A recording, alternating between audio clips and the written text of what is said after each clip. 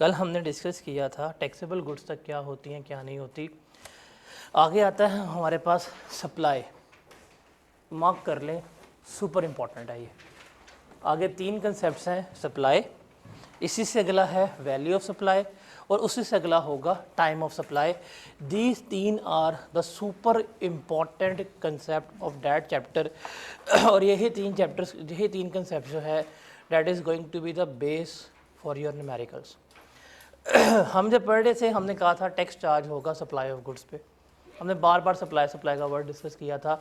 तो अब डिस्कस करते हैं कि सप्लाई का मतलब क्या होता है, उसको ज़रा यहाँ पे हम समझते हैं। आज तक आप लोग पीआरसी में पढ़ के आए हैं, अकाउंटिंग वगैरह पढ़ते होंगे, तो सप्लाई से तो आप लोग एक ही मुराद लेते हैं लफ्ज़ कि सप्लाई का मतलब क्या होता है, सेल्स करना होता है। यही है कि सप्लाई का मतलब क्या है, सेल्स करना है जी। सेल कर दी, आप कैंटीन पे गए हैं, आपने वहाँ से जाके बिस्किट बाय किए हैं, उसने पैसे लेके बिस्किट दे दिए हैं, तो ये सप्लाई हो गई है। ऐसे ही है। लेकिन टैक्स में सिर्फ ये सेल करना सप्लाई नहीं है, बल्कि बहुत सारी चीज़ें जो हैं वो भी क्या हैं, सप्लाई का पार्ट बनती हैं। क्यों? देखिए, जब आप सेल्स करेंगे तो होना क्या है बेसिकली कि ये आपका बिजनेस है और इस बिजनेस ने किसको बेचना है, कस्टमर को। कस्टमर से बिजनेस ने आउटपुट टैक्स रिसीव करना है और रिसीव करके किसको जमा करवाना है, गवर्नमेंट को जमा करवाना है। बेसिकली सारी रेवेन्यू कलेक्शन जो है वो किसकी होनी है, हुकूमत की होनी है। तो अगर खाली सेल करने को सप्लाई रखेंगे तो दुनिया में तो बड़े ऐसे मौके होंगे जहाँ पे गुड्स दाएं बाएं जा रही हैं, हुकूमत को टैक्स नहीं आएगा। तो इसलिए उन्होंने क्या कहा कि भाई सप्लाई में जब हम बात करेंगे तो सप्लाई के डेफिनेशंस में आएंगे, तो सप्लाई में क्या कुछ शामिल होगा, तो कहते हैं सेल करना तो सप्लाई है, समझ आती है। जैसे मिस्टर ए ने मिस्टर बी को गुड सेल कर दी, एक इलेक्ट्रॉनिक की दुकान थी, जाके आपने वहाँ से मोबाइल फ़ोन परचेज़ किया, पैसे दिए, मोबाइल फ़ोन लेके आगे, ये सप्लाई है, समझ आती है। आपने चीज़ खरीदी, आपने टैक्स पे किया, उसको दुकानदार ने टैक्स आपसे लेके किसको जमा करवा दिया, हुकूमत को जमा करवा दिया, गवर्नमेंट के पास पैसे आ गए। और इसमें क्या है, कहता है जी सप्लाई मीन्स अ सेल और other transfer of right to dispose of goods as an owner. इसका मतलब क्या हुआ कि अगर आपने क्या किया, आपने ट्रांसफ़र ऑफ राइट कर दिए, और ये है कि आपको हम हकूक़ दे रहे हैं कि आप क्या कर सकते हैं, आप अपनी गुड्स को डिस्पोज ऑफ कर सकते हैं मालिक के तौर के ऊपर। हम इसको भी सप्लाई ही मानेंगे, इसको भी क्या मानेंगे, सप्लाई ही मानेंगे। जस्ट टेक एन एग्जांपल, आपकी दुकान है और चाचू ने जो है उस दुकान का जो सामान था, फर्नीचर था, वो आपको दे दिया। अब जब फर्नीचर आपको दे दिया, ये नहीं कहा कि यार तुमने इसको नहीं बेचना, कुछ भी नहीं कहा। आपके पास फर्नीचर आ गया, आप उसको इस्तेमाल भी कर सकते हैं, आप उसको बेच भी सकते हैं। क्या किया है, आपको ये राइट ट्रांसफ़र कर दिया गया है कि आप इन गुड्स को क्या कर सकते हैं, डिस्पोज ऑफ कर सकते हैं। ये भी क्या कहलाएगी, सप्लाई कहलाएगी। क्या कहलाएगी, सप्लाई कहलाएगी। एक फैक्ट्री है, फैक्ट्री ने अपनी, फॉर एग्जांपल एसी वाली फैक्ट्री है, इन्वेंट्री बना रही है, एसी बना के बेच रही है, उसने एक एम्प्लॉय को उठवा दिया एसी कि तुम ले जाओ। अब जब उसको एसी उठवा दिया, कोई पाबंदी नहीं लगाई कि इसको बेचना है नहीं बेचना, उसके पास जब आपने गुड्स पकड़ा दी, उसके पास इनको बेचने का राइट आ गया। तो ये भी क्या कहलाएगी, सप्लाई कहलाएगी। क्या कहलाएगी, सप्लाई कहलाएगी। गाड़ियों का शोरूम है, बाइक्स का शोरूम है, बाप ने बेटे का पीआरसी पास होने की खुशी में उसे क्या कर दी, बाइक गिफ्ट कर दी। अब जब बेटे को बाइक गिफ्ट करेगा, बेटे को ये तो थोड़ी कहेगा कि तुमने मरते दम तक इस बाइक को नहीं बेचना। ये बेटे का पीआरसी क्वालिफाई हुआ, बाप से बाइक ली, कैश में उसकी लगनी अटेम्प्टे, उसने बाइक बेच के पैसे पूरे करने वहाँ पे फीस दे के, तो ऐसे ही करेगा। लेकिन अब जब उसने बेटे को क्या दी है, बाइक दी है, तो बाइक तो फ्री में गई है। अब जब बाप और बेटे में क्या ट्रांजैक्शन हुई है कि बाप ने बेटे को क्या कर दी, बाइक गिफ्ट कर दी, फ्री ट्रांजैक्शन है, कोई पैसा आया। और बेटे के पास बाइक आ गई है, बेटे के नाम बाइक हो गई है, बेटा क्या कर सकता है, इसको जब चाहे डिस्पोज ऑफ कर सकता है। ये क्या है, सप्लाई है। लेकिन इस सप्लाई के चक्करों में क्या है, गवर्नमेंट कहती है भाई तुमने अपने बेटे को गाड़ी दी है, तुमने उसको गिफ्ट किया, हमें से क्या है, आपने बेशक गिफ्ट किया होगा, क्या करेगी गवर्नमेंट आपसे, टैक्स ले देगी कि हमें क्या करो, टैक्स पे करो। लेकिन ये जो ट्रांसफ़र ऑफ राइट हुआ है, जिस पे आप क्या कर सकते हो, गुड्स को दे सकते हो, बेच सकते हो, ये क्या है, सप्लाई कहलाएगी। आपके पास एक लैपटॉप है और आप टेम्परेरी यूज़ के तौर के ऊपर, किसके लिए, टेम्परेरी यूज़ के लिए अपने दोस्त को दे देते हो, या तू महीना इस्तेमाल कर ले, और महीने के बाद उससे वापस ले जाते हो। आपने ट्रांसफ़र ऑफ गुड्स तो की है, लेकिन आपने उसको बेचने का राइट नहीं दिया था, तो ये सप्लाई कंसीडर नहीं होगी। Is that clear. बेचने का right is the conclusive thing जिसको आपने लेके चलना है कि आप क्या कर रहे हैं, उस बंदे को बेचने का राइट दे रहे हैं कि क्या कर लो, इसको बेच सकते हो। ये मार्कर जो है मैं इसको दे देता हूँ, अब ये इस्तेमाल भी करे, कुछ अर्सा बेच दे, इसके बाद राइट है बेचने का, तो ये मेरा मार्कर, इसको देना क्या कंसीडर होगी, सप्लाई कंसीडर होगी। लेकिन मैं कहूँ भाई तुम्हारे पास ये मार्कर है, तुम 2 दिन इस्तेमाल करोगे, मुझे वापस कर दोगे, that is not a supply, ये सप्लाई कंसीडर नहीं होगी। इज दैट क्लियर, क्लियर है। फिर थर्ड इसमें आता है and also includes a hire purchase agreement. क्या आता है इसमें, हायर परचेज।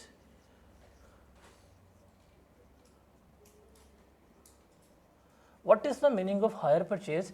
आपने अक्सर देखा होगा किस्तों का कारोबार जो होता है, क्या किस्तों का कारोबार आपने प्रैक्टिकल लाइफ में देखा होगा।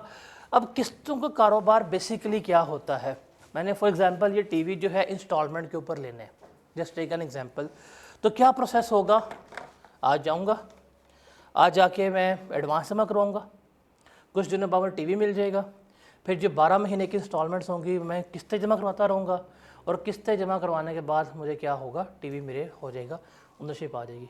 अब इसमें मुझे ओनरशिप मिल रही है बट वो स्प्रेड होकर मिल रही है, लेकिन ये इस एग्रीमेंट में जो मुझे चीज़ मिली है वो मेरी क्या कहलाएगी, सप्लाई कहला रही होगी।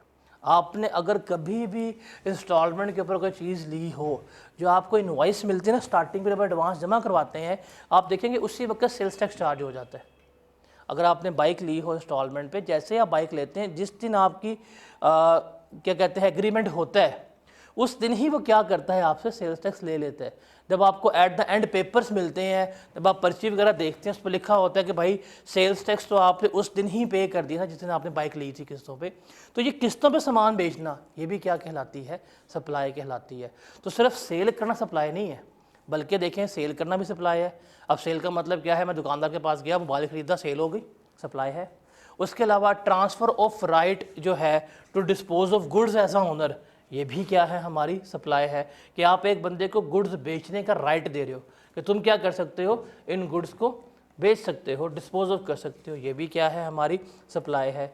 उसके अलावा हायर परचेज जो है वो भी हमारी क्या है, किस्तों पे कारोबार जो हो रहा होता है वो भी क्या है, सप्लाई है। इज दैट क्लियर, ये क्लियर है सबको। अब और भी इसमें सिनेरियोज हैं जिनको हमने यहाँ पर डिस्कस करना है। जो सिनेरियो नंबर 1 है ना हमारा, पॉइंट नंबर ए, ये ब्रैकेट में अगर लिखा भी हुआ है मैन्युफैक्चरर के लिए, ये सिर्फ और सिर्फ मैन्युफैक्चरर के लिए, ये इंपोर्टर के लिए नहीं है, ये डिस्ट्रीब्यूटर के लिए नहीं है, ये जो हमारा होलसेलर है उसके लिए नहीं है, ये जो हमारा रिटेलर है उसके लिए नहीं है, ये किसके लिए है, मैन्युफैक्चरर।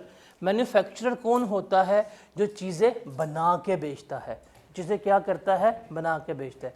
जैसे ये कैंटीन वाला होगा यहाँ पे, वो बिस्किट्स खरीद के बेच रहा है, ये उसके लिए नहीं है। हाँ, लेकिन जो बिस्किट्स की कंपनी है ये उसके लिए होगा। तो ये पॉइंट किसके लिए है, मैन्युफैक्चरर के लिए। एक और चीज़, हम ये सारी बात किसके लिए कर रहे हैं, टैक्सेबल गुड्स के लिए। किसके लिए कर रहे हैं, टैक्सेबल। बिकॉज जो गुड्स एग्जाम्ड है, जिनके ऊपर टैक्स ही लगना नहीं है, उसका जो मर्जी करो, हमारा उससे कोई कंसर्न नहीं है। हम सारी किसके लिए बात कर रहे हैं, टैक्सेबल गुड्स के लिए। अब जो पॉइंट पढ़ने लगे हैं ये किसके लिए है, मैन्युफैक्चरर के लिए। और ये पॉइंट हमेशा किसी न किसी तरह से आई कैप पेपर में पूछता है, न्यूमेरिकली, स्ट्रेटिकली ये पूछता है। अब देखते हैं इसको। पहला है putting into a private business और non business use of goods produce in the course of taxable activity for purpose other than those making of a taxable supply. अब हम इसको क्या करते हैं, समझते हैं। एक मैन्युफैक्चरर है, जैसे फॉर एग्जांपल हम लेते हैं एसी का मैन्युफैक्चरर है, पेल एसी बनाया और क्या कर दिया, मार्केट में बेच रहे हैं, सप्लाई है, सप्लाई है, सेल्स हो रही हैं, सप्लाई है। जब बेचेंगे सेल्स टैक्स लेंगे, क्या करेंगे, गवर्नमेंट को जमा करवा देंगे। लेकिन यहाँ पे मैन्युफैक्चर पेल का, मालिक के घर का एसी ख़राब हो गया, उसने क्या करना है, मार्केट जाके एसी खरीदेगा? नहीं, उसने फ़ोन करना है मैनेजर को, यार मेरे घर 2 एसी पहुँचा दो। मैनेजर ने क्या करना है, यार मालिक का फ़ोन आया है, एसी निकाल दो। अब उसने क्या किया, उसने वो एसी अपने पर्सनल यूज़ के लिए किए हैं, नॉन बिजनेस यूज़ में इस्तेमाल हुए ना, इस्तेमाल तो हुआ। यहाँ पे आ जाएंगे टैक्स वाले, भाई आपने कितने एसी बनाए हैं इस महीने में? सर 1000 बनाए हैं। अच्छा कितने बेचे हैं? सर सारे बेच दिए। चेक करेंगे इनवाइस तो आपके पास 998 एसी की इनवाइस मिल गई। ठीक है जी, 100 एसी यहाँ गए, 50 यहाँ गए, बाकी ये गए, ये 2 एसी कहाँ पे गए, इसके सीधे कहाँ पे है जी, वो मालिक के घर लगा दिए। क्योंकि भाई मालिक के घर लगाए हैं, ये तो आपका है, मालिक है, हमें क्या चाहिए, ये टैक्स चाहिए। आपने बेशक इनवाइस इशू नहीं की, बेशक मालिक ने 1 रुपया नहीं लिया, डिपार्टमेंट क्या करेगा, उन 2 एसी की वैल्यू पकड़ेगा, कैलकुलेट करेगा, जो टैक्स बनेगा उठा के ले देगा। क्यों? बिकॉज डिपार्टमेंट कहता है ये आपकी क्या है, सप्लाई है। अगर आपने प्राइवेट यूज़ के लिए चीज़ इस्तेमाल की है, वो क्या है, सप्लाई। इसका मतलब you can write on your notes और योर बुक के for manufacturer drawings is equal to supply. Drawings क्या होता है कि जो मैन्युफैक्चरर पर्सनल यूज़ के लिए गुड्स इस्तेमाल करता है, उसको हम क्या कहते हैं, ड्राइंग्स कहते हैं। What are drawings? जो मैन्युफैक्चरर मालिक पर्सनल यूज़ के लिए गुड्स इस्तेमाल करता है, उसको हम क्या कहते हैं, ड्राइंग्स कहते हैं। मैन्युफैक्चरर या मालिक जो पर्सनल यूज़ के लिए गुड्स इस्तेमाल करता है, उसे ड्राइंग्स कहते हैं।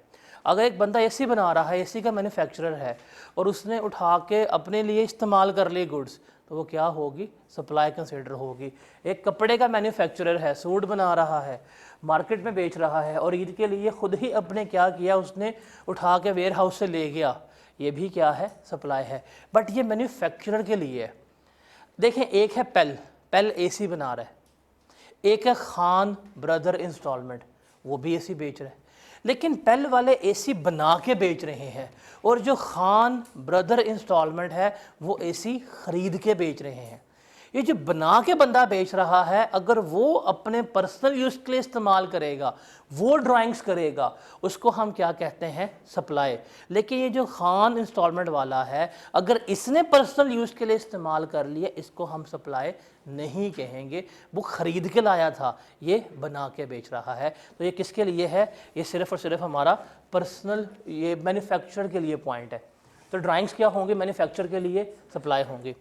दूसरा है बिज़नेस यूज़ में इस्तेमाल करना। फॉर एग्ज़ाम्पल पेल वाले ही हैं, इनके ऑफिस में एसी लगे हुए हैं, एक एसी जल जाता है, मार्केट जाएंगे, क्या करेंगे, पकड़ेंगे स्टॉक से, क्या करेंगे, लगा देंगे। आ जाएंगे FBR वाले, भाई एसी कहाँ पे गया है? सर वो दफ्तर का जल गया था, वहाँ लगा दिया। क्या होगी ये, सप्लाई कंसिडर होगी। वो क्या करेंगे, आपसे टैक्स लेके जाएंगे। ठीक है। उसके अलावा नॉन बिज़नेस यूज़ कह सकते हैं चैरिटी वगैरह। पेल का मालिक वगैरह रास्ते में नमाज़ पढ़ने के लिए रुका किसी मस्जिद में, देखा वहाँ पंखा ही नहीं था, एसी भी नहीं था, नमाज उसने पढ़ ली, फ़ोन किया, भाई यहाँ पे 2 एसी लगा दो ला के, चैरिटी कर दी है। वो कहेंगे भाई चैरिटी आपने की है, सवाब आपका है, टैक्स किसका है, हमारा। वो है तो ना, कुर्बानी अल्लाह के लिए, खाल शुक्र खानम के लिए, तो यही है चैरिटी अल्लाह के लिए करेंगे आप, टैक्स किसके लिए है, हुकूमत के लिए। तो क्या करेंगे, टैक्स लेके जाएंगे। तो मैन्युफैक्चर बेशक ड्राइंग्स कर ले, मैन्युफैक्चर बेशक बिज़नेस यूज़ के लिए गुड्स इस्तेमाल कर ले, मैन्युफैक्चर बेशक नॉन बिज़नेस यूज़ के लिए गुड्स इस्तेमाल कर ले, वो क्या होगी, सप्लाई होगी। जब सप्लाई ऑफ टैक्सेबल गुड्स है तो गवर्नमेंट क्या करेगी, टैक्स लेगी। आपने बेशक मस्जिद में फ्री में 10 एसी लगवा दी हैं, उसका स्वाब को मिलता रहेगा, लेकिन उन 10 एसी का टैक्स होगा वो किसको मिलेगा, गवर्नमेंट को। गवर्नमेंट क्या करेगी, आपसे आके टैक्स लेके चली जाएगी। एक कपड़े का मैन्युफैक्चरर है, कपड़ा बना के बेच रहा है, वही कपड़ा उठा के घर ले गया अपने बच्चों के लिए, सप्लाई है। भाई ये 5 सूट कहाँ पे गए हैं जी, घर ले गया था। करेंगे 5 को मल्टीप्लाई किया 18% से, टैक्स क्या करेगी, गवर्नमेंट ले जाएगी। आपने वही मैन्युफैक्चर ने अपने मुलाजमीन को ईद पे सारे हर मुलाजिम को एक सूट फ्री में दे दिया, मैन्युफैक्चर था ना, 100 मुलाजमीन है, क्या होगी, सप्लाई कंसिडर होगी, क्या होगी, सप्लाई कंसिडर होगी। तो ये चीज़ आपने याद रखनी है, ये क्या है, आपकी सप्लाई है। आप एम्प्लॉयज़ को फ्री में चीज़ दे रहा है, मैन्युफैक्चर की बात हो रही है, मैन्युफैक्चर एम्प्लॉयज़ को फ्री में चीज़ दे रहा है, मैन्युफैक्चर चैरिटी कर रहा है, मैन्युफैक्चर जो है बिज़नेस यूज़ में गुड्स इस्तेमाल कर रहा है, मैन्युफैक्चर जो है नॉन बिज़नेस यूज़ में गुड्स इस्तेमाल कर रहा है, ये सारी क्या होगी, सप्लाई होगी। एक टायर का मैन्युफैक्चर है, टायर बना रहे हैं, टायर बना के मार्केट में बेचेंगे, सप्लाई है, ठीक है। मालिक आया, उसकी गाड़ी का टायर ख़राब हो गया, वो क्या करेगा, खुद इस्तेमाल कर लेगा अपनी कंपनी के बनाए हुए। तो वो जो अपनी ही कंपनी के उसने बनाए हुए इस्तेमाल किए हैं टायर, वो भी क्या होगी, सप्लाई कंसिडर होगी। एम्प्लॉयज़ को उसने, मैनेजर था, उसके गाड़ी के टायर ख़राब थे, उसने फ्री में दे दिए कंपनी की तरफ से, ये भी क्या है, सप्लाई है, क्योंकि वो कौन है, मैन्युफैक्चरर है। उसने ऐलान कर दिया कि सामने जितनी भी ईदी की टायर मैं क्या कर दूंगा, फ्री में रिप्लेस कर दूंगा, ये भी क्या होगी, सप्लाई होगी। जो उसकी फैक्ट्री की जो पिक एंड ड्रॉप व्हीकल है, जो रॉ मटेरियल लेके आ रही है, उसके साथ टायर फ्री में चेंज कर दिए हैं, ये भी क्या होगी, सप्लाई कंसिडर होगी। किसके लिए है, मैन्युफैक्चरर के लिए। ये किसके लिए है, मैन्युफैक्चर के लिए। कोई XYZ ट्रेडर है, वो टायर बेच रहा है, ख़रीद के लेके आता है, बेच रहा है, अगर वो पर्सनल यूज़ में इस्तेमाल करेगा वो सप्लाई नहीं है। वो किसी एम्प्लॉय को जो देगा वो सप्लाई नहीं है। अगर वो किसी की चैरिटी करेगा वो सप्लाई नहीं होगी। ये पॉइंट किसके लिए है, सिर्फ और सिर्फ आपका मैन्युफैक्चरर के लिए कंसीडर होगा। इस वक्त जो आपका लिखा हुआ है स्क्रीन के ऊपर और जो ब्लैक बॉक्स में लिखा हुआ है, इसको एक दफ़ा पढ़ लें, नोट्स में भी सारी एक्सप्लेनेशन गिवन होगी। इसमें कोई प्रॉब्लम, कोई पॉइंट है तो मुझे बताएं। अब इसलिए इतना इंपॉर्टेंट है ये, बिकॉज पेपर में जब आप न्यूमेरिकल्स करेंगे, न्यूमेरिकल्स में वो स्टार्ट में क्या देता है कि जी ABC एसोसिएट्स है, सरमाया एसोसिएट्स है, कॉन्फिडेंस इंजीनियरिंग है, कह देगा जी इज़ रजिस्टर्ड एज मैन्युफैक्चरर। हाँ, उसने सवाल के ऊपर बता दिया कि आप ये सारे कैलकुलेशन कर रहे हैं मैन्युफैक्चरर के लिए, तो भाई नीचे उसने लास्ट में ये ऐसा कोई ना कोई पॉइंट दिया होगा। वो आपको करेगा जी आपने इसको सेल्स की, इसको सेल्स की, इसको सेल्स की, साथ कह देगा जी इतने लाख के गुड्स जो हैं वो मालिक फ्री में ले गया। कह देगा जी एक सिरिंज का मैन्युफैक्चरर है, उसने इतनी इतनी सेल्स की, लेकिन इतने लाख की सिरिंज या ड्रिप जो हैं उसने चैरिटी में दे दी। अब वो ऊपर से लिखा है मैन्युफैक्चरर, तो चैरिटी करेगा तो वो क्या होगी, सप्लाई कंसिडर होगी। तो ये बड़ा इंपॉर्टेंट है। जब न्यूमेरिकल स्टार्ट करेंगे, न्यूमेरिकल में ऊपर लिखा था मैन्युफैक्चर, उसको हाईलाइट फ़ौरन कर लेना आपने। और नीचे अगर इसमें से कोई भी इवेंट हुआ तो आपसे क्या करेंगे, सप्लाई कंसिडर करेंगे। बेशक फ्री में गुड्स दी हैं, लेकिन उसके ऊपर आप 18% टैक्स लगाएंगे और क्या करेंगे, गवर्नमेंट को पे कर रहे होंगे। Got it. इसको पढ़ लें, फिर आगे चलते हैं।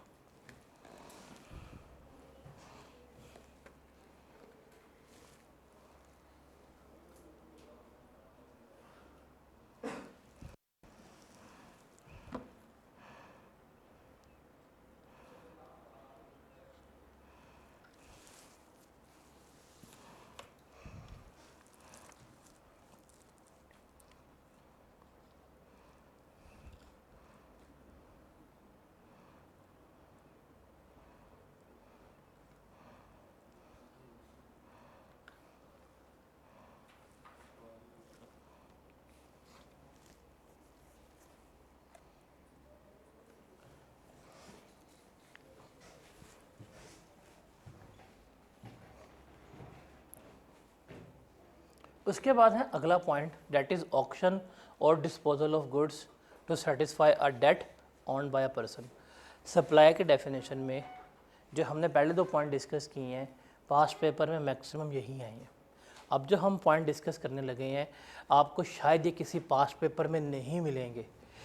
अगर ये पास्ट पेपर में नहीं मिलेंगे, इसका मतलब ये थोड़ी है कि कभी नहीं आएंगे, आ सकते हैं, और इवन इनके आने के चांसेस क्या हैं, ज़्यादा हैं। तो इसलिए अब आपने अगले 2 पॉइंट 3 पॉइंट जो हैं ये बड़े ध्यान से सुनने हैं, ध्यान से समझने हैं। पहला है ऑक्शन और disposal of goods to satisfy a debt. Auction कहते हैं किसको, नीलामी को। अब इसका मतलब क्या है, इसको देखते हैं। फॉर एग्जांपल, एक है जी XYZ स्टील मिल। क्या है, XYZ स्टील मिल है। XYZ स्टील मिल ने कोई MNO बैंक से क्या लिया, लोन लिया 10 मिलियन का। क्या ले लिया? बैंक से उसने लोन ले लिया 10 मिलियन का। बैंक लोन देगा, बदले में कोई सिक्योरिटी देगा, गारंटी देगा। उसने कहा ठीक है मुझे लोन दे दे, और इसने क्या किया, सेम मालियत का अपना स्टॉक जो है, जो उसका लोहा सरिया वगैरह था, वो बैंक के पास क्या करवा दिया, प्लेज करवा दिया, गिरवी रखवा दिया कि भाई ये मेरा पकड़ लो लोहा, इसके ऊपर तुम ऐसा रखना सिक्योरिटी के तौर के ऊपर, तुम मुझे 10 मिलियन लोन दे दो, मैं तुम्हें वापस कर दूंगा। ये ऐसे ही होता है, सारी जो आपकी रियल ट्रांजैक्शंस बिजनेस की होती हैं वो यही होती हैं। आप किसी से लोन लेंगे, किसी की पेमेंट वगैरह करनी होगी, किसी से एडवांस लेंगे, तो बदले में आपसे क्या लेगा, सिक्योरिटी लेगा। सिक्योरिटी में आप मोस्टली क्या करते हैं, अपनी इन्वेंट्री से रखवा देते होते हैं कि भाई ये मेरी इन्वेंट्री पकड़ लो, इस पर चार्ज क्रिएट कर लो, मैं तुम्हारे पैसे उतार दूंगा, फिर मैं सामान लेके बेच दूंगा आगे। अगर आप पैसे उतार देंगे तो कहानी खत्म होगी। लेकिन अगर आपने बैंक का डिफ़ॉल्ट कर दिया, बैंक के पैसे ना दिए, तो बैंक क्या करेगा, बैंक ने पैसे तो रिकवर करने हैं, आपने बैंक के पैसे से इनकार कर दिया, बट बैंक के पास आपका स्टॉक पड़ा हुआ है, बैंक क्या करेगा, इसको नीलाम कर देगा, इसको सेल कर देगा। जब बैंक नीलाम करेगा, सेल करेगा, तो आ जाएंगे एफपीआर वाले, भाई तुम तो बैंक हो, तुम तो लोन देते हो, सरिया कहाँ से बेच रहे हो, सर वो इससे लिया था, ये सीन था। कहेंगे ठीक है, सरिया इसका था, इसका लोन था, बेचा आपने है। वो कहेंगे भाई ये क्या है, आपकी सप्लाई है, जितने का सरिया बिकेगा वो क्या करेंगे, उसके ऊपर टैक्स लेके चले जाएंगे। क्या करेंगे, टैक्स के चले जाएंगे। तो ये भी क्या होगी, आपकी सप्लाई ही कंसीडर होगी। क्या होगी, सप्लाई ही कंसीडर होगी। क्लियर है ये। उसके बाद अगला पॉइंट है, इसको ज़रा ध्यान से देखिएगा, कहता है the possession of taxable goods immediately before a person ceases to be a registered person. इसको ज़रा समझते हैं क्या कहता है और क्या नहीं कहता। देखिए टैक्स में हमने जितनी बात की है, सेल्स टैक्स में हमने सारा डिस्कस किया, सारे हम पढ़ रहे हैं रजिस्टर्ड पर्सन के लिए, पढ़ रहे हैं पर्सन के लिए है। एग्जाम्पल YZ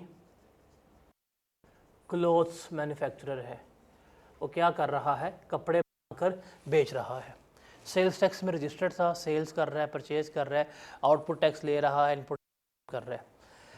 इसने जी ऐलान कर दिया कि मैं अपना बिज़नेस जो है वो वाइंड अप कर रहा हूँ, मैं अपना कारोबार बेच के कहाँ जा रहा हूँ, यूके जा रहा हूँ।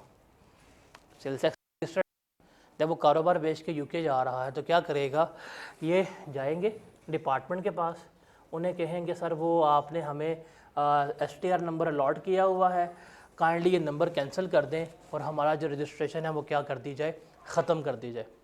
अगर वो ये ना करे, या अगर वो ना करे, कारोबार बंद कर दे या हुकूमत इनको ना पकड़े, तो क्या होगा, टैक्स चोरी होगी।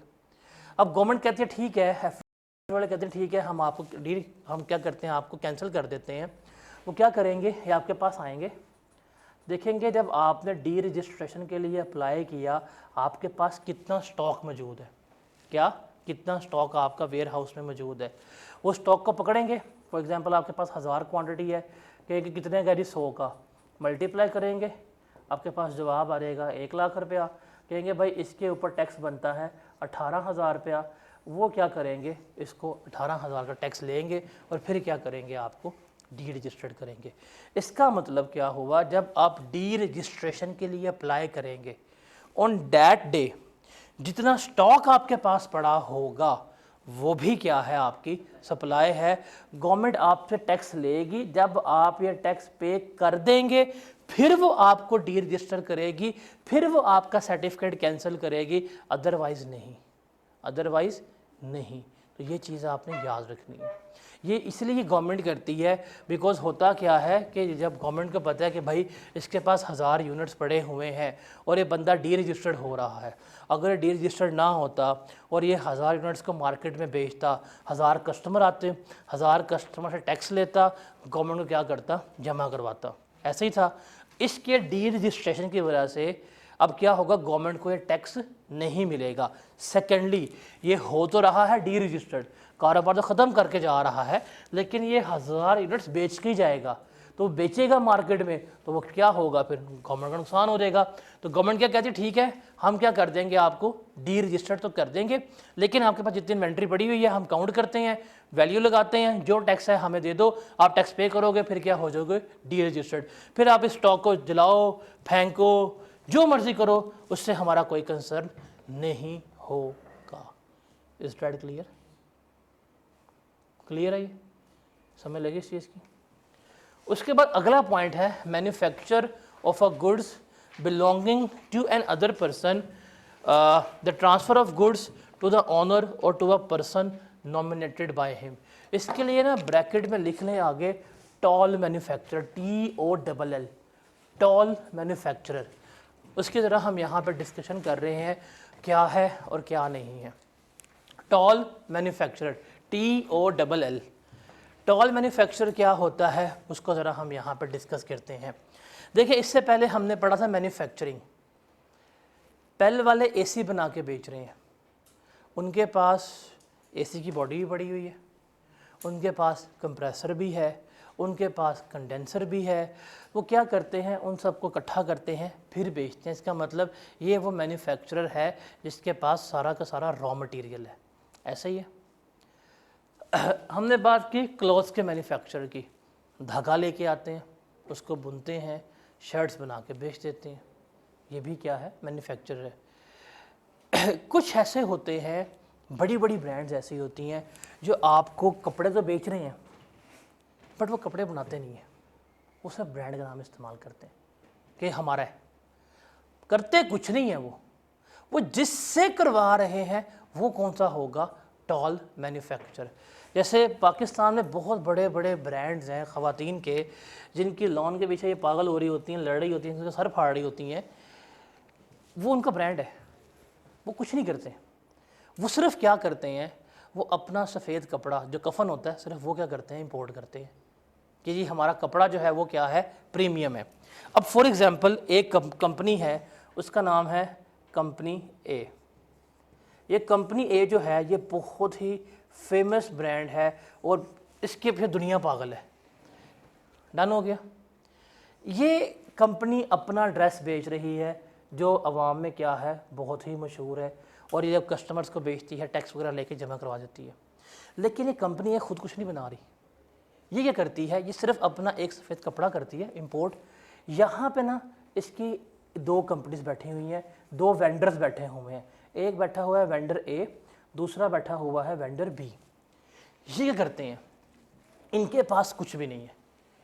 ये जो है ना कंपनी ए, ये अपना देती है इनको रॉ मटेरियल, जो वाइट कपड़ा इंपोर्ट किया वो क्या दिया, इसको दिया, और जी ये डिज़ाइन है हमारा, ये हम चाहते हैं डिज़ाइन आप क्या कर दें, प्रिंट कर दें, और क्या दिया इसको, डिज़ाइन जो है वो दे दिया कि प्रिंट करने के लिए।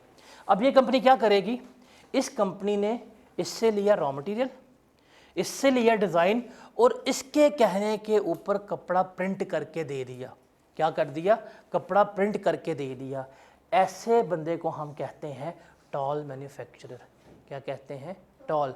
भाई इसने भी बनाया है, मैन्युफैक्चरिंग की है, लेकिन इसका कुछ नहीं था। क्या कपड़ा इसका, क्या इसका डिज़ाइन है, नहीं। ये क्या आएगा, टॉल मैन्युफैक्चर। एक आपको बड़ी जेनेरिक एग्जांपल समझाता हूँ। जब ईद आती है ना, ये ख़वातीन जो हैं दुपट्टों को डाई करवा रही होती हैं, और ये पता नहीं लेसेस और पीको शिको लगवा रही होती हैं।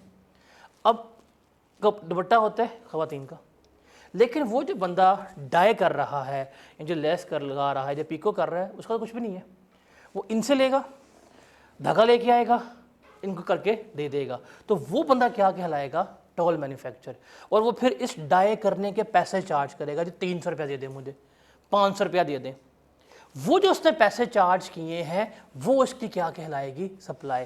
ये उसका काम करना क्या कहलाएगा, सप्लाई कहला रहा होगा। क्या कहला रहा होगा, सप्लाई कहला रहा होगा। आपने एग्रीमेंट किया हुआ था इससे कि भाई तुमने कपड़ा रखना, सारा कपड़ा डाई कर दिया, डाई करने के बाद तुमने हमें नहीं देना, तुमने क्या करना है, इस वेंडर को सप्लाई कर देना है। वो क्या लिखा हुआ है, मैन्युफैक्चर ऑफ अ गुड्स, जो आपको बिलोंग कर रही हैं, आप किसी के लिए काम करके देते हो या उसके कहने पे किसी को देते हो।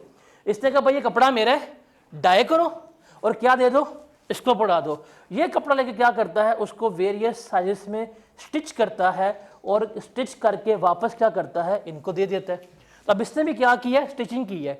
इसका था रॉ मटेरियल नहीं, इसका कुछ भी नहीं है, लेकिन इसने क्या किया, इसके बिहाफ पे स्टिचिंग कर दे दी, तो ये भी क्या कहलाएगी, सप्लाई कहलाएगी। और जब ये वापस इसको देगा तो एक सप्लाई है, कहेगा जी ठीक है जी मैं स्टिचिंग कर दूंगा, मैं आपसे लूँगा पर ड्रेस का स्टिचिंग का 300 रुपया। तो 300 रुपया क्या होगा, इसकी इनवॉइस होगी, तो ये सप्लाई कंसिडर होगी, इसके ऊपर क्या लिया जाएगा, 18% टैक्स लिया जाएगा। तो आप खुद बनाएं या आप किसी से बनवाएं या कोई बंदा आपके कहने पे बना के बेच दे, ये भी क्या कहलाएगी, हमारी सप्लाई ही कंसीडर हो रही होगी। Is that clear? तो सिर्फ बेचना ही सप्लाई नहीं होता, बल्कि बेचने के अलावा बहुत सारा कुछ भी सप्लाई का पार्ट बनता है। तो टैक्स से पहले तो आपके माइंड से यही था कि सेल कर दी, दुकान पे गए, पैसे दिए, मोबाइल लेके आगे, सेल्स है, सप्लाई है नहीं, वो भी सप्लाई है। गुड्स को ट्रांसफ़र करने का राइट दे दिया, वो भी सप्लाई है। किस्तों पे लिया, वो भी सप्लाई है। Drawings, charity, personal use, non business के लिए गुड्स इस्तेमाल की, वो भी सप्लाई है। ऑक्शन वगैरह हो गई, वो भी सप्लाई है। अगर आपने डी रजिस्ट्रेशन के लिए अप्लाई किया, वो भी क्या है, आपकी सप्लाई है। और आप किसी के कहने पे कोई काम कर देंगे, वो भी क्या है, सप्लाई कंसीडर हो रही होगी। Is that clear? समझ लगी? जैसे गिफ्ट वगैरह जो है वो क्या होती है, आपकी सप्लाई कंसीडर होती है। अगला सवाल है कि गिफ्ट टैक्सेबल है या नहीं, वो हम टैक्सेबल एक्टिविटी में पढ़ रहे होते हैं। उसके अलावा ये हायर परचेज होता है किस्तों का कारोबार। एक होता है लीज़, लीज़ जाके आप आर्टो में पढ़ेंगे। लीज़ दो तरह की होती है, एक होती है ऑपरेटिंग लीज़, एक होती है फाइनेंशियल लीज़, फाइनेंस लीज़ कहते हैं इसको। Operating lease is just like का किराया, किराए पे सामान लिया हुआ है, उसका तो हम टैक्स में डील नहीं करेंगे। जो फाइनेंस लीज़ होती है उसमें क्या होता है, आज जाके मैंने गाड़ी लीज़ पे ली, आज के दिन गाड़ी बैंक से लीज़ के ऊपर ली, बैंक ने मुझे गाड़ी दे दी, मैं गाड़ी की 5 साल तक किस्तें जो है पे करता रहूँगा। जब 5 साल पूरे हो जाएंगे ना, तो हमने डिसाइड किया होगा कि क्या होगी हमारी वैल्यू 5 साल के बाद। 5 साल पूरे हो जाएंगे, बैंक वाले पूछेंगे हाँ भाई किस्तें पूरी हो गई, गाड़ी खरीदनी कि नहीं खरीदनी। अगर मैंने गाड़ी ना खरीदनी हो बैंक से, मैं गाड़ी वापस करूँगा, अगर बनता जाऊँगा। अगर मैंने गाड़ी खरीदनी हो, बैंक को वो अमाउंट पे करूँगा, बैंक क्या कर देगी, मेरे नाम गाड़ी ट्रांसफ़र कर देगी। जिस दिन बैंक मेरे नाम गाड़ी ट्रांसफ़र करेगी, वो क्या कहलाएगी, सप्लाई कहला रही होगी। 5 साल तक मैंने गाड़ी इस्तेमाल की है, वो सप्लाई नहीं, क्योंकि मेरे पास राइट नहीं था। 5 साल के बाद जब मैंने गाड़ी खरीदी, तब मेरे पास राइट आया बैंक से, वो क्या कहलाएगी, सप्लाई कंसिडर हो रही होगी। Is that clear? अब इसको अच्छी तरह बुक से एक दफ़ा पढ़ लें, अच्छी तरह तसल्ली करके, फिर हम आगे चलते हैं। शाबाश।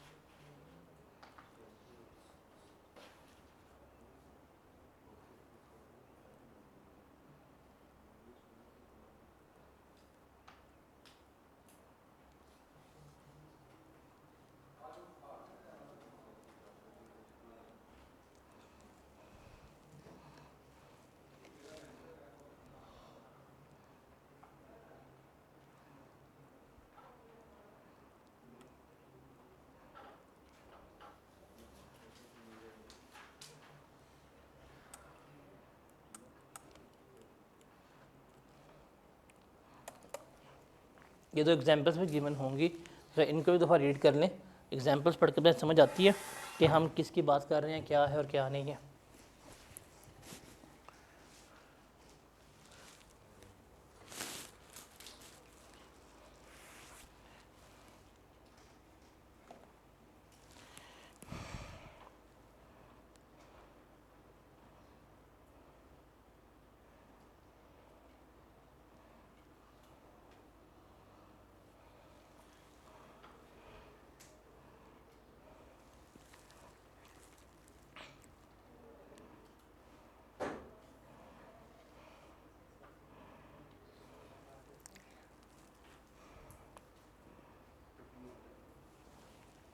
क्लियर है?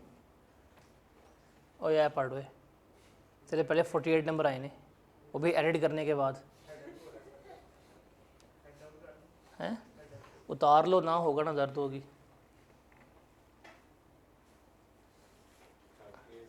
किस चीज़ से? क्या सर तुम्हारे बयान नहीं रलते, तेरे साथों तो आठ है, तुम्हारे मार्क्स पता नहीं कैसे रल गए हैं आपस में।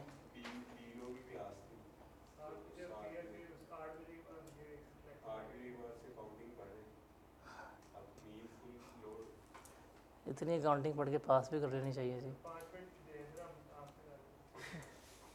ये क्लियर है, ये एग्जाम्पल दोनों क्लियर है। अब इसके बाद जो हमारा अगला कंसेप्ट है that is a value of supply. अब हमें लग गया पता कि भाई सप्लाई क्या होती है। अब सिर्फ आपको पूरी ज़िंदगी में ये याद रखना है कि बेच देना ही सप्लाई नहीं है, बल्कि और भी काफ़ी चीज़ें जो हैं वो सप्लाई का पार्ट बनती हैं। अब सवाल है कि सप्लाई के ऊपर टैक्स लगाना कैसे, वैल्यू क्या होगी। जैसे अभी हमने एग्जांपल डिस्कस की कि पहले वाले जो हैं अगर मार्केट में चीज़ बेच रहे हैं, वैल्यू पता है कि इतने की चीज़ मार्केट में बेची, उस पर प्रॉफिट वगैरह होगा शामिल। फॉर एग्जांपल अगर 2 लाख का एसी बेच रहे हैं तो 2 लाख के ऊपर 18% लगाएंगे, टैक्स कितना बनेगा? 36,000 बनेगा। लेकिन जो पहल का मालिक अपनी ज़ाती यूज़ के लिए एसी लेके गया है, उसकी वैल्यू क्या होनी चाहिए? नहीं, ड्राइंग्स की हैं किस वैल्यू पे? अगर आप ड्राइंग्स की वैल्यू वही रखेंगे, 2 लाख रखेंगे, तो फिर क्या करेंगे? तो सवाल ये है कि वैल्यू होनी क्या चाहिए, उसके ऊपर हमने क्या करनी है, डिस्कशन करनी है। वैल्यू ऑफ सप्लाई और टाइम ऑफ सप्लाई जो दो हमारे मेन टॉपिक हैं, उसके बाद चैप्टर हमारा ये वाइंड अप हो जाएगा। ये तीन चीज़ें मतलब सप्लाई, वैल्यू ऑफ सप्लाई और टाइम ऑफ सप्लाई, जिसको ये तीन चीज़ें समझ आ जाएँ वो सेल्स टैक्स के न्यूमेरिकल्स करने के काबिल होता है। सब वैल्यू ऑफ सप्लाई, सप्लाई और टाइम ऑफ सप्लाई। अब चूँकि अगले दो टॉपिक थोड़े से लेंथी भी हैं और इम्पॉर्टेंट भी हैं और वो हमने एक ही लेक्चर में करने हैं, सो आई गेस उसको फिर हम कल ही करते हैं। अदरवाइज़ हमने अभी शुरू किए तो उसका स्टार्ट कर पाएंगे बट उसके सिनेरियोज रह जाएंगे। जैसे अगर आपने देखा हो तो सप्लाई की डेफिनेशन तो सिर्फ वही है, सप्लाई मीन्स सेल्स या ट्रांसफ़र ऑफ राइट, ये है। बाकी सारे सिनेरियोज थे कि सप्लाई और क्या कुछ हो सकती है। तो वैल्यू सप्लाई की डेफिनेशन बहुत छोटी सी होगी, बट आगे उसके 8-10 सिनेरियोज हैं कि किस केस में किस तरह से वैल्यू डिटर्मिन करनी है, ड्राइंग्स में कैसे करनी है, अगर आपने किसी पार्टनर को दे दी कैसे आपने करनी है, इंपोर्ट में कैसे करनी है। तो वो सिनेरियोज डिस्कस करते करते फिर लेक्चर कवर हो जाएगा। तो बेहतर है हम उसको फिर एक ही लेक्चर में डिस्कस करें विद एग्जाम्पल्स, ताकि हमें बेटर अंडरस्टैंडिंग हो जाए। तो फिर हम कल कंटिन्यू करते हैं वैल्यू सप्लाई और टाइम ऑफ सप्लाई को, जिसके साथ हमारा चैप्टर भी क्या हो जाएगा, वाइंड अप हो रहा होगा। ठीक है, तो कल मिलते हैं फिर विद वैल्यू सप्लाई और टाइम ऑफ सप्लाई के साथ।